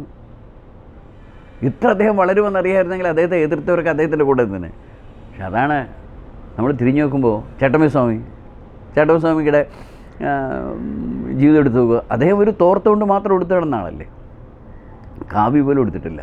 ശ്രീനാരായണ ഗുരുദേവൻ തന്നെ കാവ്യ എടുത്ത് ശ്രീലങ്ക ബുദ്ധ സന്യാസികളോട് സംസാരിക്കാനാണ്. അല്ലെങ്കിൽ അദ്ദേഹം ഒരു മഞ്ഞയോ വെളുത്ത മുണ്ടൊക്കെ കൊടുത്തിട്ടുള്ളൂ അദ്ദേഹം. അപ്പോൾ ഈ ആധ്യാത്മികതയുടെ ജാടകൾ ഇവർക്ക് ഒരിക്കലും ഉണ്ടായിരുന്നില്ല. ആളുകളെ അനുഗ്രഹിക്കുക. ഇപ്പോൾ ഒരുപാട് അദ്ദേഹത്തെക്കുറിച്ച് കള്ളക്കഥകളൊക്കെ പ്രചരിപ്പിക്കുന്നുണ്ട്. അദ്ദേഹം ഇങ്ങോട്ട് അത്ഭുതങ്ങളും കാണിച്ചു. ഒരു ഗുരുവും അദ്ദേഹത്തിൻ്റെ ഏറ്റവും ഇൻറ്റിമേറ്റായിട്ടുള്ള ശിഷ്യന്മാർക്ക് വേണ്ടിയല്ല ഒരു അത്ഭുതം കാണിക്കില്ല. കാരണം ആ വഴി പോകാൻ പാടില്ലെന്ന് എല്ലാ ഗുരുക്കന്മാരും പറഞ്ഞിട്ടുണ്ട്. അത്ഭുതം കാണിക്കലല്ല നമ്മുടെ ജോലി. കഴിവുണ്ടാവും, പക്ഷെ അത് കാണിക്കാനല്ല നമ്മൾ വന്നത്. എന്താണ് ഒരു സിദ്ധൻ പറഞ്ഞ പോലെ, ഞാൻ പൂക്കൾ വിൽക്കാൻ വന്നവനല്ല, ഞാൻ കായ്കൾ വിൽക്കാൻ വന്നവനാണ്. അതായത് നിങ്ങൾ എൻ്റെ നിന്നുള്ള പൂവാണ് വാങ്ങിച്ചുകൊണ്ട് പോകുന്നത്, അത് വൈകുന്നേരം ആകുമ്പോൾ കെട്ടുപോകും. ഒരാൾ വിളിച്ചുകൊണ്ട് വന്നു, അയാളുടെ അസുഖം മാറാൻ വേണ്ടി ഞാൻ അയാൾക്ക് ഭസ്മം ഇട്ട് കൊടുക്കും. എന്നിട്ട് നിങ്ങളുടെ അസുഖം മാറി തീർന്നില്ലേ? നമ്മൾ നല്ലൊരു കാര്യമുണ്ട് ചെയ്ത് നമ്മൾ വിചാരിക്കും. ഉടനെ അയാൾ കുറച്ചുകൊണ്ട് അളീനെ വിളിച്ചുകൊണ്ടിരും, അളീന് ക്യാൻസർ ഉണ്ടോ അത് മാറ്റി കൊടുക്കും. ഇതിന് അന്തമുണ്ടോ? ഇത് ഈ അത്ഭുതങ്ങൾ കാണിക്കുന്ന ലിമിറ്റ് ഇല്ലല്ലോ. ക്രിസ്തുദേവൻ്റെ കാലത്ത് അദ്ദേഹം അത്ഭുതങ്ങൾ കാണിക്കാൻ നടന്നത് സംഭവിച്ചു. എത്രയോ അന്ധന്മാർക്ക് കാഴ്ച കൊടുത്തു. ഒരന്ധനെ തിരിച്ച് താങ്ക്സ് എന്ന് പറഞ്ഞുള്ളൂ. വേറെ ഒരന്ധനും ഇദ്ദേഹത്തെ അപ്രീഷിയേറ്റ് ചെയ്യില്ല. അദ്ദേഹം എവിടെയെങ്കിലും ഇരിക്കുമ്പോൾ ആളുകൾ, രോഗികൾ ഇടിച്ച് കയറുകയാണ്. അവസാനം അദ്ദേഹത്തിന് ശല്യം സഹിക്കാൻ വയ്യാതെ ഒരു വീട്ടിനകത്ത് കയറി കതവടച്ചിരുന്നു. ഉടൻ കൂര പൊളിച്ച് ഒരു വാതരോഗിയെ കട്ടിലോടുകൂടി അദ്ദേഹത്തിൻ്റെ ഫ്രണ്ട് ഇട്ട് കൊടുത്തു. ഇതിന് ഒരു രോഗവും ഇല്ലാത്ത ഒരു മനുഷ്യനും കാണാൻ പറ്റില്ല. എല്ലാവരും മരിക്കും. ഒരാളെ മരണത്തിൽ നിന്ന് ക്രിസ്തു മോചിപ്പിച്ചു എന്ന് പറഞ്ഞു. കൂടെ നിന്ന് ശിഷ്യന്മാരില്ല, അവരിലൊക്കെ ആഗ്രഹം കണ്ടില്ല, നമ്മൾ മരിച്ചാൽ എന്നെ മോചിപ്പിക്കും. നടക്കുമോ അത്? അപ്പോൾ അതിലല്ല കാര്യം, അറിവ് പകർന്നു കൊടുക്കുന്നതിലാണ് കാര്യം. ഈ അറിവാണ് ഏറ്റവും പ്രധാനപ്പെട്ട കാര്യം. ഒന്ന് ആലോചിച്ച് നോക്കൂ, നമ്മുടെ ഭാരതത്തിൻ്റെ ചരിത്രത്തിൽ എത്ര സന്യാസിമാർ അറിയപ്പെടുന്നുണ്ട്. അതായത് ശങ്കരാചാര്യ തൊട്ട് ഇങ്ങ് നമ്മുടെ ശ്രീനാരായണ ഗുരുദേവൻ, ചട്ടമ്പി സ്വാമി വരുന്ന ആ ഒരു ഇതുവരെ എടുത്തു. എത്ര ആധ്യാത്മിക പുരുഷന്മാർ ഭാരതത്തിലുണ്ടായിരുന്നു അല്ലേ? തിരുവനന്തപുരത്ത് തന്നെ ഉണ്ടായിരുന്നു. ചില സന്യാസിമാർ തിരുവനന്തപുരത്ത് വരുമ്പോൾ തിരുവനന്തപുരത്തിലെ ആളുകൾ മുഴുവൻ കൂടെ ശംഖുമുഖം ബീച്ചിൽ ചെന്ന് അദ്ദേഹത്തിൻ്റെ പാദങ്ങൾ വന്നിച്ച് ധ്യാനത്തിലിരിക്കുമായിരുന്നു പണ്ട്. അദ്ദേഹത്തിൻ്റെ പേര് പോലും ഇപ്പോൾ ആർക്കും പറഞ്ഞുണ്ടോ? എത്രയൊക്കെ പേര്, വലിയ കൊട്ടാരങ്ങൾ പോലുള്ള ആശ്രമങ്ങൾ നിർമ്മിച്ചവർ, വലിയ അന്നത്തെ ജഡ്കയിലും ബീറ്റ് വണ്ടിയിലും ഒക്കെ സഞ്ചരിച്ചിരുന്നവർ ഇപ്പം എന്തായി? അങ്ങേയറ്റം വെറും റിക്ഷയിൽ ആളുകൾ വലിക്കുന്ന റിക്ഷ കയറിയുന്ന ശ്രീനാരായണ ഗുരുദേവനെ കുറിച്ച് ആളുകൾ കേട്ടിട്ടുള്ളൂ. കൊട്ടാരം പോലുള്ള ആശ്രമങ്ങളുണ്ട്, കേരളത്തിൽ ഇപ്പോഴുണ്ട്. ഒരു മനുഷ്യൻ പോലും തിരിഞ്ഞു നോക്കാനില്ല. എന്താണ് അവർക്ക് സംഭവിച്ചത്? അവർ ശങ്കരാചാര്യ ആത്മബോധത്തിൽ പറയുന്നൊരു കാര്യമുണ്ട്. അതായത് കലത്തിൽ വെള്ളം വെച്ചു, വെള്ളം എടുത്ത് അടുപ്പിൽ വെച്ചു, അതിൽ മലക്കറിയൊക്കെ ഇട്ട് വെച്ചു, പക്ഷേ തീയില്ലെങ്കിൽ അത് കറിയായിട്ട് മാറില്ല. അതുപോലെയാണ് സാധന എന്ന് പറയുന്നത് 100% ഒരു സിൻസിയറായിട്ടുള്ള തപസ്സാണ്. എന്ന് പറഞ്ഞാൽ ഒരു പെൺകുട്ടി ഗർഭം ധരിച്ചു കഴിഞ്ഞാൽ പ്രസവിക്കുന്നത് വരെ ഒരു തപസ്സാണ്. എന്ത് ചെയ്താലും ഉള്ളിരിക്കുന്ന കുട്ടിയെക്കുറിച്ചുള്ള ബോധത്തോടു കൂടി അവർക്ക് പോകാൻ പറ്റും. അവർ ട്രെയിനിൽ കയറിയാലും ശരി, നടക്കുമ്പോൾ ശരി, എപ്പോഴും തൻ്റെ ഉള്ളിൽ കുട്ടിയുണ്ടെന്നൊരു ബോധം. ഇതുപോലെയാണ് സാധകൻ. സാധകന് മറ്റൊന്നിനെക്കുറിച്ചും ശ്രദ്ധയില്ല. സാധകൻ എപ്പോഴും തൻ്റെ സാധനയെക്കുറിച്ചാണ് ശ്രദ്ധിക്കുന്നത്. ഈ തീവ്രത നമ്മളിൽ ഉണ്ടാകുമ്പോഴല്ലേ നമ്മൾ സാധകനാവുള്ളൂ. അപ്പോൾ എനിക്ക് വിശ്വാസമുണ്ട് ദൈവത്തെ. എനിക്ക് എന്തിനാണ് ഞാൻ ദൈവത്തെ വിശ്വസിക്കുന്നത്? എൻ്റെ ഭൗതികമായ കാര്യങ്ങൾ നേടാൻ. ഒരു ഭൗതിക കാര്യങ്ങൾ നേടാത്ത ദൈവത്തിൻ്റെ പേർക്ക് ആരെങ്കിലും നടക്കും? ആരും നടക്കില്ല. ഇപ്പം ശങ്കരാചാര്യ പറഞ്ഞു, എനിക്ക് മറ്റൊന്നും വേണ്ട, പാർവതി ഭിക്ഷ തന്നാൽ മതി എന്ന് പറയാൻ പറ്റുമോ? എനിക്കെന്താണ്, ജ്ഞാനം ഭിക്ഷയായിട്ട് തരൂ, മറ്റൊന്നും എനിക്ക് വേണ്ട. വളരെ റെയറായിട്ട് പറ്റൂ. നരേന്ദ്രൻ തന്നെ കാടത്തിൽ ഭയങ്കര വിഷമിക്കുന്നൊരു കാലമുണ്ട്. വേദസ്വാമിയുടെ, നരേന്ദ്രൻ വേദസ്വാമിയാണല്ലോ. അപ്പോൾ രാമേശ്വരം സാർ വിളിച്ചിട്ട് പറഞ്ഞു, നീ എന്തോ ഇങ്ങനെ വിഷമിക്കാൻ, നീ ഭദ്രകാളി ക്ഷേത്രം ഇരിക്കില്ലേ, ദേവിയുടെ മുമ്പ് ചെന്ന് പറയൂ എൻ്റെ സാമ്പത്തികം മുഴുവൻ മാറ്റണോ. വളരെ നിർബന്ധിച്ചപ്പോൾ രാമേശ്വരം സാർ ഭയങ്കരമായിട്ട് നിർബന്ധിച്ചു നരേന്ദ്രനെ. അപ്പോൾ ഇദ്ദേഹം ഭദ്രകാളി ക്ഷേത്രത്തിൻ്റെ ഫ്രണ്ടിൽ ചെന്ന് കുറച്ച് നേരം നിന്നു, പിന്നെയും തിരിച്ചു വന്നു. അപ്പോൾ രാമേശ്വരം ചോദിച്ചോ? ഇല്ല എന്ന് പറഞ്ഞു. രാമേശ്വരം, നീ എന്തൊരു മണ്ടനാണ്, ചോദിച്ചാൽ എന്തെന്തരും, നീ ചോദിക്കടാ, നീ ചോദിച്ചാൽ തരാത്തായിട്ട് ഒന്നുമില്ല, നിനക്ക് നിൻ്റെ വില അറിഞ്ഞോണ്ടെന്നാണ്, നീ പോയി ചോദിക്കുക എന്ന് പറഞ്ഞ് വീണ്ടും തള്ളി വിട്ടു. ഒരുപാട് സാമ്പത്തിക ബുദ്ധിയുണ്ടുണ്ട്. വലിയ വീട്ടിൽ ജനിച്ചു എന്നേ ഉള്ളൂ, സമ്പത്തൊന്നുമില്ല, എല്ലാം കേസിൽ പെട്ടൊക്കെ പോയൊരു ഭയങ്കര കഷ്ടപ്പെട്ടൊരു, ആഹാരത്തിന് പോലും കഷ്ടപ്പെടുന്ന സ്ഥിതിയാണ്. അത്ര കണ്ട് വേദനിക്കുകയാണ്. സഹോദരിമാരൊന്നും വിവാഹം കഴിച്ച് അയക്കാനൊന്നും പറ്റുന്നില്ല നരേന്ദ്രൻ. ആ നരേന്ദ്രൻ നീ ദേവിയുടെ ഫ്രണ്ട് ഇരിക്കുകയാണ്. പിന്നെ ഒന്നും പറഞ്ഞില്ല, പിന്നെയും തിരിച്ചു വിളിച്ചു. എന്നിട്ട് അവസാനം രാമസ്വാമി സാർക്ക് ദേഷ്യം വന്നു. നിൻ്റെ ഈഗോ ആണ് പ്രശ്നം എന്നാണ്. നിനക്ക് ദേവിയോട് എന്താ പറയാൻ പറ്റാത്തത്? നിൻ്റെ അമ്മയല്ലേ, നിൻ്റെ കണ്ണ് നിറയുന്ന കണ്ടിരിക്കാൻ പറ്റുമോ അവർക്ക്? നീ ചോദിക്കുമെന്ന് പറഞ്ഞിട്ട് പിൻ തള്ളിവിട്ടു. മൂന്നാമത്തെ പ്രാവശ്യം എന്തോ ചോദിച്ചായിട്ട് രാമസ്വാമി സാർ മനസ്സിലായി. തിരിച്ചു വന്നപ്പോൾ അദ്ദേഹം ചോദിച്ചു, നീ എന്ത് ചോദിച്ചു? അപ്പം ഞാൻ ചോദിച്ചില്ല, ഞാൻ ഒറ്റ കാര്യം ചോദിച്ചുള്ളൂ, എൻ്റെ വൈരാഗ്യം അത് ഇല്ലാതാക്കി കളയില്ലേ ദേവി. എൻ്റെ സാധനയിൽ പിടിച്ചു നിൽക്കുന്ന എൻ്റെ വൈരാഗ്യം ഉണ്ടല്ലോ, അത് മാത്രം നീ തള്ളിക്കളയില്ലേ. എനിക്കത് മതി. എനിക്ക് ആ വൈരാഗ്യം ഉണ്ടെങ്കിൽ, എന്താണ് ഈ വൈരാഗ്യം എന്ന് പറയുന്നത്? നമ്മൾ സാധാരണ നാട്ടുമ്പുറത്ത് പോയി നമ്മൾ ഭയങ്കര വൈരാഗ്യമാണ്. അതല്ല, ഞാൻ നേരത്തെ പറഞ്ഞില്ല, ഒരു ഗർഭിണി എങ്ങനെയാണോ കുഞ്ഞിനെ കൊണ്ട് നടക്കുമ്പോൾ അവരിയ്ക്കുമ്പോഴും തറയിരിക്കുന്ന ശരി, എപ്പോഴും ശ്രദ്ധിച്ചിരിക്കും. ഒരു അശ്രദ്ധമായിട്ട് നടക്കുക പോലുമില്ല. എപ്പോഴും ശ്രദ്ധിക്കും. നമ്മുടെ ഉള്ളിലൊരു കുട്ടി, നമ്മുടെ ഒരു കുട്ടി. ഇതുവരാണ് സാധകൻ. സാധകൻ ഏത് നിമിഷവും തൻ്റെ സാധന എന്ന് പറഞ്ഞു പോകും. അത് വിട്ടിട്ടൊരു കളിയില്ല. അതുപോലെ അതിഗൗരവമായിട്ട് സാധനയെ കൊണ്ടുപോകുന്ന ആ ഒരു ശക്തിയാണ് വൈരാഗ്യം. ഒരുപക്ഷെ രാഗമില്ലാത്ത അവസ്ഥ, ഒന്നിനോടും അറ്റാച്ച്മെൻ്റ് ഇല്ലാത്ത അവസ്ഥ. എന്താണ് നമുക്ക് അറ്റാച്ച്മെൻറ്റ് വന്നാലുള്ള പ്രശ്നം? റിയലൈസ് ചെയ്യില്ല. അതായത് നമ്മുടെ ഐഡൻറ്റിറ്റി വലിയൊരു പ്രശ്നമാണ്. ഈ ഐഡൻറ്റിറ്റീസ് ഒന്നും ഇല്ലാതിരിക്കുക എന്നുള്ളതാണ് ഈ മായയെ ബ്രേക്ക് ചെയ്യാനുള്ള ഏക വഴി. സ്വാഭാവികമായിട്ടും ലൗകികമായും നമ്മുടെ ചുറ്റും ഇരിക്കുന്ന ആൾക്ക് അത് ഇഷ്ടാവില്ല. അവർക്ക് എങ്ങനെ ഇഷ്ടാവും? ഒരാൾ ട്രെയിനിൽ ഇരുന്നിട്ട് തലയിട്ട് വെളിയിൽ നോക്കിക്കൊണ്ടിരിക്കും പോലെയാണ്. അയാൾക്ക് ഈ ട്രെയിനകത്തുള്ളൊന്നും കാണണ്ട, അയാൾ വെളിയിൽ നോക്കിക്കൊണ്ടിരിക്കുന്നു. അതുപോലെയാണിത്. നമ്മുടെ കൂട്ടത്തിലുള്ള ഒരാൾ നമ്മൾ വലിയ കാര്യങ്ങളെന്ന് പറയുന്ന ഒരു കാര്യം അവർക്ക് വലുതല്ല. അപ്പോൾ തീർച്ചയായിട്ടും മറ്റുള്ളവർക്ക് ദേഷ്യം വരില്ലേ? തീർച്ചയായിട്ടും ദേഷ്യം വരും. ആ ദേഷ്യമെന്ന് പറയുന്നത് ഈ സാധാരണ ജീവിതത്തിൽ ഒരുപാട് പ്രശ്നങ്ങളുണ്ടാകും. എന്ത് പ്രശ്നം ഉണ്ടാക്കിയാലും ഞാൻ എൻ്റെ വൈരാഗ്യത്തിൽ തന്നെ പിടിച്ചു നിൽക്കും എന്ന് പറയുന്നത് അങ്ങനെയുള്ളവരെ പറ്റൂ. ക്രിസ്തുദേവൻ്റെ ഒരു ശിഷ്യൻ ഒരിക്കൽ അദ്ദേഹത്തോടൊന്ന് പറഞ്ഞു, ഗുരു, ഞാൻ വീട്ടിലേക്ക് പോവുകയാണ്, അത്യാവശ്യം. അപ്പോൾ ക്രിസ്തുദേവൻ ചോദിച്ചു, എന്തിനാണ് പോകുന്നത്? എൻ്റെ അപ്പൻ മരിച്ചുപോയി, അപ്പോൾ അദ്ദേഹത്തെ അടക്കാൻ പോവുകയാണ്, ഞാൻ അടക്കമൊക്കെ കഴിഞ്ഞ് വരാം. അപ്പോൾ ക്രിസ്തു പറഞ്ഞു, നീ പോണ്ട. അത് വലിയ പ്രശ്നമായി. ഒരാളുടെ അച്ഛൻ മരിക്കുമ്പോൾ അടക്കാൻ മകൻ പോണ്ടേ? അപ്പോൾ അതെന്താണ് ഗുരു അങ്ങനെ പറയുന്നത് ക്രിസ്തുവിന് ചോദിച്ചു. അപ്പോൾ ക്രിസ്തു പറഞ്ഞ മറുപടി,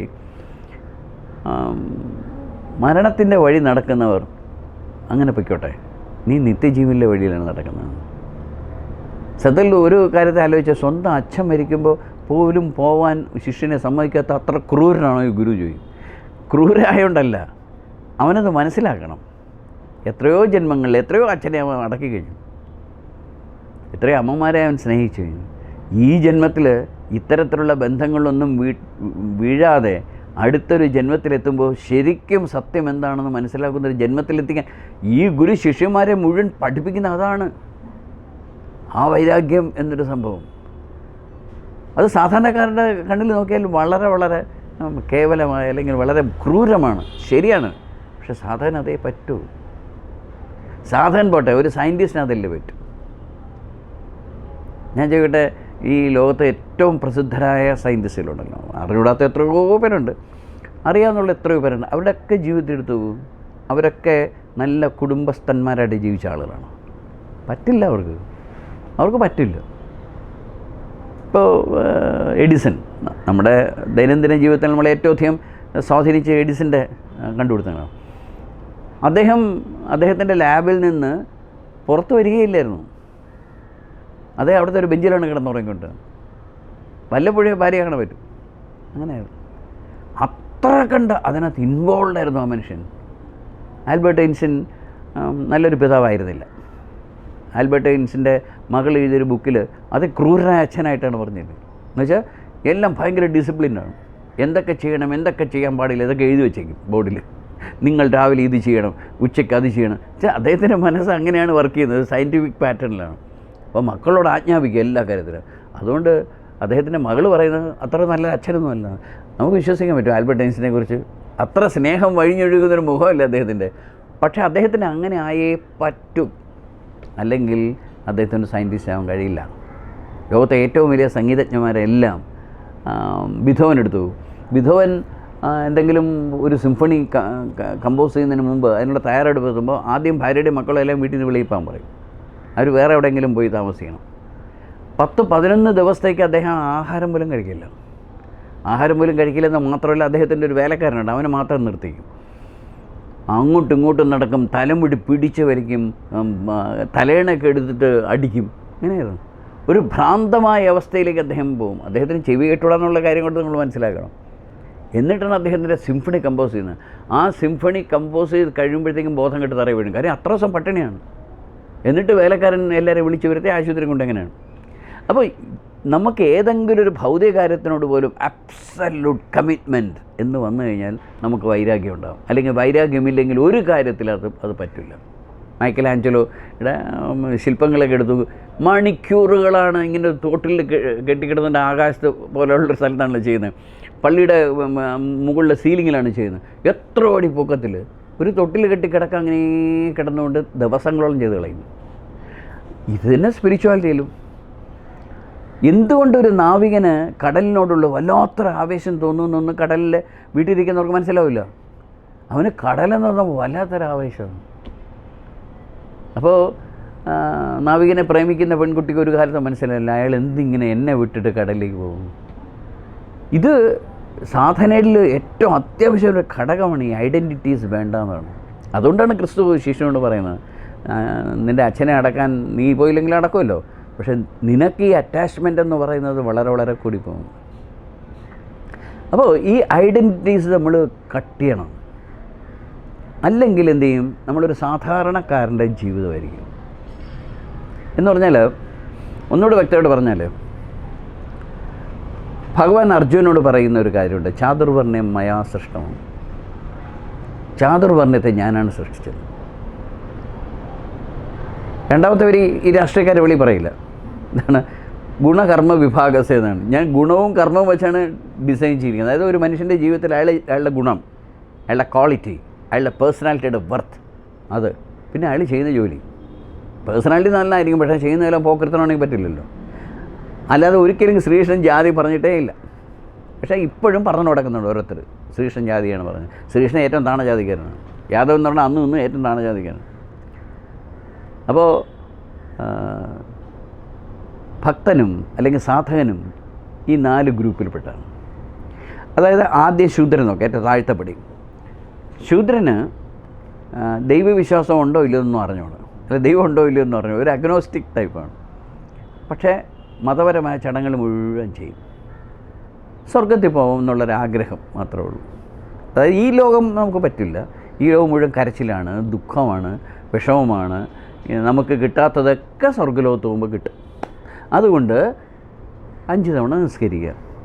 സത്യത്തിൽ ഖുർആനിൽ പറഞ്ഞിരിക്കുന്ന 5 തവണ പോരാന്നാണ്. എത്രയോ തവണ നിസ്കരിക്കുക എന്നാണ്. അതൊക്കെ കുറച്ച് 5-ൽ കൊണ്ടുപോകും. സാധാരണ മനുഷ്യർക്കൊക്കെ പറ്റുമോ? 50 തവണ നിസ്കരിക്കാൻ പറ്റും. 5 തവണ തന്നെ മുസ്ലിംസ് വളരെ കഷ്ടപ്പെട്ടു. അതെല്ലാവരും ഒന്നും നിസ്കരിക്കൊന്നുമില്ല. അതൊന്നും പറ്റില്ല. പല ജോലികളിലൊക്കെ പോകുമ്പോൾ പറ്റില്ല. അപ്പോൾ ഈ നിസ്കരിക്കുന്നു, ഹജ്ജിന് പോകുന്നു, അതുപോലെ സക്കാത്ത് കൊടുക്കുന്നു, അങ്ങനെ കുറേ നിയമങ്ങൾ, അത് മുഴുവൻ അനുസരിച്ച് അത് ജീവിക്കും. പക്ഷെ ഒരിക്കലും ഈശ്വര നീ ഒന്ന് നിൻ്റെ ആ ഒരു ജാലക തിരശീലൻ മാറ്റി എന്നെ ഒന്ന് നോക്കൂ, ഞാൻ ഒന്ന് കണ്ടോട്ടെ എന്ന് പറയുന്ന ആ ലെവലിലേക്ക് പോവില്ല. മതം ആ ലെവലിലാണ് നിൽക്കുന്നത്. ഏത് മതമായാലും 10 കൽപ്പനകൾ അനുസരിച്ച് ജീവിച്ചാൽ നിങ്ങളൊരു ക്രിസ്ത്യാനിയാവും. അതുപോലെ മഹർഷിമാർ പറയുന്ന കുറേ കാര്യങ്ങളുണ്ട്, അതൊക്കെ അനുസരിച്ച് ജീവിച്ചാൽ നിങ്ങൾക്കൊരു ഹിന്ദുവാകും. അല്ലെങ്കിൽ നിങ്ങളുടെ അച്ഛനും അമ്മയും പഠിപ്പിക്കുന്ന ഹിന്ദുമതം മതി. എന്താണ് അച്ഛനും അമ്മയും പഠിപ്പിക്കുന്ന ഹിന്ദുമതം? പിറന്നാളിന് നിങ്ങൾ അമ്പലത്തിൽ പോയി വഴിപാട് നടത്തണം, അതിൽ പായസം തരും, അതും കൊണ്ട് വീട്ടിൽ കൊണ്ടുവരണം. പിന്നെ രാവിലെ എണീച്ച് തൊഴണം, വൈകുന്നേരം കഴിഞ്ഞ് തൊഴണം, കടയിൽ ചെന്ന ഉടൻ വിളക്ക് കൊളുത്തി വെക്കണം. ഈ വിളക്ക് എന്തിനാണെന്ന് പോലും അറിയില്ല. വെറുതെ അല്ല ഈ വിളക്കം തുറന്നത്. വിളക്കം തുറന്ന തറവട്ടം എന്ന് പറയുന്നത് ബ്രഹ്മാവിൻ്റെ നാഭിയും മുകളിലോട്ട് വന്നിട്ട് താമര പറഞ്ഞ നടുക്കിരിക്കുന്ന സ്ഥലം, അത് മഹാവിഷ്ണുവിൻ്റെ നാഭിയാണ്. അവിടെ നിന്നാണ് വരുന്നത്. മഹാവിഷ്ണുവിൻ്റെ നാഭിയിൽ നിന്നാണ് തറവട്ടം വിളക്കിൻ്റെ. മുകളിൽ വന്നിട്ട് ബ്രഹ്മാവിരിക്കുന്ന സ്ഥലത്താണ് നമ്മൾ വിളക്ക് കൊളുത്തുന്നത്. മുകളിൽ ശിവലിംഗം, ബ്രഹ്മ വിഷ്ണു മഹേശ്വരന്മാരാണ് ഒരു വിളക്കിൽ വെച്ചിരിക്കുന്നത്. കാരണം പ്രപഞ്ചത്തെ സൃഷ്ടിച്ച് സംഹരിച്ച് ഭരിക്കുന്ന ഇവർ 3 പേരാണ്. ഇവർക്കാണ് ഏറ്റവും വലിയ പ്രാധാന്യം. അതാണ് അവരുടെ 3 ദേവികളെ വയ്ക്കുന്നു. ഏറ്റവും കൂടുതൽ പണം കച്ചവടത്തിൽ കിട്ടണം, അതുകൊണ്ട് മഹാലക്ഷ്മി, പിന്നെ അറിവുണ്ടാവണം സരസ്വതി, പിന്നെ ഈ പടമൊക്കെ കൊണ്ടായിട്ട് അവസാനം ആശുപത്രി കൊണ്ട് കൊടുക്കേണ്ടി വരുമല്ലോ, അതുകൊണ്ട് ഭദ്ര. ഇതാണ് വിളക്ക് കൊളുത്തുന്നതിൻ്റെ അർത്ഥം. ഇതൊക്കെ മനസ്സിലാക്കിയിട്ടാണ് വിളക്ക് കൊളുത്തുന്നത്. ഒന്നുമല്ല. എന്നിട്ട് ചുമ്മാ കുറേ എണ്ണന്മാർ കയറി, ജ്യോത്സ്യന്മാർ കയറി 5 തിരി 7 തിരി 8 തിരി എന്ന് പറയും. എത്ര തിരിയിട്ടിട്ട് ഒരു കാര്യമില്ല. സങ്കല്പം വേണം. ഗുരുവിന് ആണ് വിളക്ക് വയ്ക്കുന്നതെങ്കിൽ 5 ചെയ്യും. മാതാ പിതാ ഗുരു ദൈവം എന്ന് പറഞ്ഞ് വയ്ക്കും. അപ്പോൾ പിന്നെ വരുന്ന ഗുരു നമ്മുടെ സങ്കല്പ ഗുരു. എല്ലാ റിച്വലും ഇങ്ങനെ സങ്കല്പത്തിലാണ് ചെയ്യണത്. അതൊന്നും മനസ്സിലാക്കാതെ പൂജയും ജപവും എല്ലാം ചെയ്ത് ഞാനിതാ വന്നിതാ നീരിതാ പോണതെന്ന് എത്ര അമ്പലങ്ങളിൽ പോയിട്ട് മാതിരി പൂജിക്കുന്നുണ്ട്. എത്ര അമ്പലങ്ങൾ. ദേവസ്വം ബോർഡ് ചോദ്യങ്ങൾ ചോദിക്കുക എന്താണ് ഇതിൻ്റെ മൂലമന്ത്രം എന്താ, അതിൻ്റെ മൂലം ഇതല്ലേ ചോദിക്കൂ. അല്ലാതെ പൂജ എന്തിനാണ് ചെയ്യുന്നത്, എന്തിനാണ് മണിയടിക്കുന്നത്, അതിൻ്റെ അർത്ഥം എന്താണ്, എന്താണ് വിഗ്രഹം, എന്തിനാണ് വിഗ്രഹത്തിൻ്റെ പിന്നിൽ പ്രഭ കൊടുത്തിരിക്കുന്നത്, എന്തിനാണ് ഒരു ക്ഷേത്രത്തിലെ ഒരു ഗോപുരം, എന്തിനാണ് ഒരു കൊടിമരം, ഇതൊന്നും ആരെങ്കിലും ചോദിക്കുമോ? ആരും ചോദിക്കില്ല. കുറേ മന്ത്രങ്ങൾ കാണാൻ പഠിച്ചത്, ഗണപതിയുടെ മൂലമന്ത്രം, അയ്യപ്പൻ്റെ മൂലമന്ത്രം, ഓക്കെ ശരി പാസ്സായി. ഇങ്ങനെയാണല്ലോ ചെയ്യുന്ന. തിരുമേനിമാർക്കും അത് എന്താണ് ചെയ്യണമെന്ന് അറിഞ്ഞുകൊണ്ടല്ലേ ചെയ്യുന്നത്. അവരങ്ങനെ അവസാനം വരെ ചെയ്തു പോകും. അപ്പോൾ അത് ശൂദ്രന്മാരാണ്. ശൂദ്രന്മാർ ചോദ്യം ചോദിക്കില്ല. ഞാനതിനെ ജാതിയായിട്ട് കാണാൻ ഒരിക്കലും തയ്യാറാവില്ല. ജാതിയൊന്നുമല്ല, ജാതിയുമായിട്ട് ഒരു ബന്ധവും വർണ്ണത്തിനില്ല. അപ്പോൾ ശൂദ്രമെന്ന് നമ്മളിപ്പോൾ ഏത് കാര്യം പഠിപ്പിച്ചു, ഇപ്പോൾ എന്തെങ്കിലും ശൂദ്രം കണ്ടോ? ഒരു മലയാളം ലിറ്ററേച്ചർ പഠിപ്പിക്കുന്ന മനുഷ്യൻ, അദ്ദേഹം പഠിപ്പിക്കാനുള്ള മാത്രം പഠിപ്പിച്ചു, അല്ല ലിറ്ററേച്ചറിലേക്ക് ഒരു ബന്ധവും കാണില്ല. ഏത് കാര്യത്തിനും അങ്ങനെ തന്നെയാണ്. ഒരു ലിമിറ്റഡ് അറിവ് വെച്ച് അവസാനം വരെ അങ്ങ് ജീവിച്ചു പോകും. അവർക്ക് ചോദ്യങ്ങളൊന്നുമില്ല. ശൂദ്രനാണ്, വേലക്കാരനാണ്, പറയുന്ന മുഴുവൻ അനുസരിച്ചുണ്ടാകും. രാഷ്ട്രീയ പാർട്ടികൾ അങ്ങനെ കുറേ വേലക്കാരന്മാരില്ലേ, നേതാക്കന്മാർ പറയുന്ന മുഴുവൻ അനുസരിച്ചുണ്ടാകും, ഒരിക്കലും ചിന്തിക്കില്ല. അങ്ങനെ ഇല്ലെങ്കിൽ പിന്നെ ഈ രാഷ്ട്രീയ പാർട്ടികൾ വർക്ക് ചെയ്യാൻ പറ്റുമോ? പക്ഷേ കുറച്ചുകൂടെ കയറുമ്പോൾ വൈശ്യനാവും. അതായത് കുറേ കാലം ശൂദ്രനായിട്ട് നടന്നിട്ട് വൈശ്യനാവും. വൈശ്യനാവുമ്പോൾ രാഷ്ട്രീയ പാർട്ടികളിൽ വൈശ്യന്മാർ മനസ്സിലാക്കിയ ഒരു കാര്യം എന്താണ്, ഈ രാഷ്ട്രീയം കൊണ്ട് 10 കാശുണ്ടാക്കണം, അല്ലെങ്കിൽ നമ്മൾ ഇലക്ഷൻ ഇരിക്കാൻ നമുക്ക് പറ്റില്ല. അങ്ങനെ വൈശ്യന്മാരുണ്ടാവും. സാധന അതുപോലെ തന്നെയാണ്. നമ്മൾ ഭക്തി ഓരോ കാര്യങ്ങളൊന്നുമില്ലാതെ നടക്കുന്ന ആളല്ല. കുറേ വായിക്കും, ഭാഗവത സപ്താഹമൊക്കെ കാണാൻ പോകും, പിന്നെ അമ്പലത്തിൽ പോയി പ്രാർത്ഥിക്കും, ദൈവമേ 1 കോടി രൂപയുടെ ആ ഒരു ബിസിനസ് എനിക്ക് കിട്ടുകയാണെങ്കിൽ ഞാൻ 1000 രൂപ ഇവിടെ തന്നേക്കാമെന്ന്, അങ്ങനെ പറയുന്ന പരിപാടിയെല്ലാം അതൊക്കെ വ്യാസൻ്റെയാണ്. പണ്ട് ശബരിമലയിൽ ഷെട്ടി കൊണ്ട് എന്താണ് ആ ഷെട്ടി എന്ന് പറഞ്ഞാൽ അദ്ദേഹം കൊണ്ട് ശബരിമലയിൽ ശ്രീകോവിലിനോട് സ്വർണം പൂശി. ശബരിമല അയ്യപ്പൻ ഒരു തുള്ളി മദ്യം പോലും കഴിക്കാൻ പാടില്ലാത്തവരാണ്. അവിടെയാണ് ഈ വലിയ മദ്യരാജാവ് പോയി സ്വർണം കൊണ്ട് പൂശി കൊടുത്തത് ശ്രീകോവിൽ. പൂശിയിട്ട് 1 മാസം കഴിഞ്ഞില്ല, അതിന് മുമ്പ് അങ്ങനെ അറസ്റ്റിലായി. അയ്യപ്പ ഇട്ട് പാര വെച്ച് കൊടുത്തു. അപ്പം എന്തിനാണ് അങ്ങനെ ചെയ്തത്? അങ്ങനെയുടെ കള്ളത്തിൻ്റെ കൂട്ടിക്കാൻ അല്ലേ? അതിന് ഫലം ഉണ്ടാവുക, തിരിച്ച് അടിയുണ്ടാവുന്നത് വേറെ. പക്ഷേ അമ്പലങ്ങളിൽ പോയി പല പല പല പ്രാർത്ഥനകളും ചെയ്യുന്ന എനിക്ക് എന്തെങ്കിലും കിട്ടണം എന്ന് പറഞ്ഞിട്ടാണ്, അല്ലാതൊന്നുമല്ല. അപ്പോൾ സ്വാഭാവികമായിട്ടും വൈശ്യനാണ്. വൈശ്യൻ എന്ത് കൊടുത്താലും തിരിച്ച് പൈസ കിട്ടണം, തിരിച്ച് പ്രയോജനം ഉണ്ടാവണം, അല്ലെങ്കിൽ വൈശ്യൻ ചെയ്യില്ല. വൈശ്യന് കച്ചവടക്കാണ് മനസ്സിലാണ്. അത് കഴിഞ്ഞാണ് ക്ഷത്രിയനാവുന്നത്. ക്ഷാത്രതേജസ്. ക്ഷത്രിയൻ എന്താണ് ചെയ്യുന്നത്? എല്ലാ ഉള്ളിലുള്ള സകല ശത്രുക്കൾക്കെതിരെയും യുദ്ധം ചെയ്യാണ്. കാമ, ക്രോധ, മോഹ, ലോഭ, മത, മാത്സര്യം എന്നുള്ള ശത്രുക്കൾ ചുറ്റും വളയുമ്പോൾ അതിനെതിരെ യുദ്ധം ചെയ്യുന്നവനാണ് ക്ഷത്രിയൻ. അതാണ് ക്ഷാത്രതേജസ്. അവൻ ധർമ്മത്തിന് വേണ്ടി യുദ്ധം ചെയ്യാൻ ജനിച്ചവനാണ്. അവൻ്റെ മനസ്സും എപ്പോഴും അങ്ങനെയാണ്. അവൻ്റെ മനസ്സെന്ന് പറയുന്നത് എവിടെ അധർമ്മം കണ്ടാലും അതിനെതിരെ യുദ്ധം ചെയ്യും, അതിനെതിരെ അഭിപ്രായം ഇടും, അല്ലെങ്കിൽ ഒരു ട്രോളെങ്കിലും ഉണ്ടാക്കിയിടും, അല്ലെങ്കിൽ അവൻ ക്ഷത്രിയനാവാൻ പറ്റില്ല. അപ്പോൾ ഈ ക്ഷാത്ര തേജസ് വരുമ്പോൾ ഒരുപാട് പേര് എന്താണ് അവരുടെ ജീവിതത്തിൽ വിഷമിച്ചു. കാരണം ചോദ്യങ്ങൾ അങ്ങനെയാണ്. നിങ്ങളൊരാൾ ഒരു മഹർഷിയുടെ അടുത്ത് പോകുന്നു, അല്ലെങ്കിൽ സന്യാസിയുടെ അടുത്ത് പോകുന്നു, അദ്ദേഹം പറയേണ്ടത് ഇന്ന രീതിയിൽ ജപിച്ചാൽ മതി, നിൻ്റെ ഒക്കെ മാറും. അപ്പോൾ ക്ഷത്രിയനെ ചോദിക്കുക, അതെന്താണ് സ്വാമി ജപം? എന്തിന് ഓം ശ്രീം ഹ്രീം സരസ്വതേ നമ ജപിക്കണം? എന്ത് ഈ ഒരു ശബ്ദം ഇങ്ങനെ പറഞ്ഞു വല്ല പ്രയോജനമുണ്ട്? ഹരേ രാമ പാടിയിട്ട് എന്ത് കാര്യം?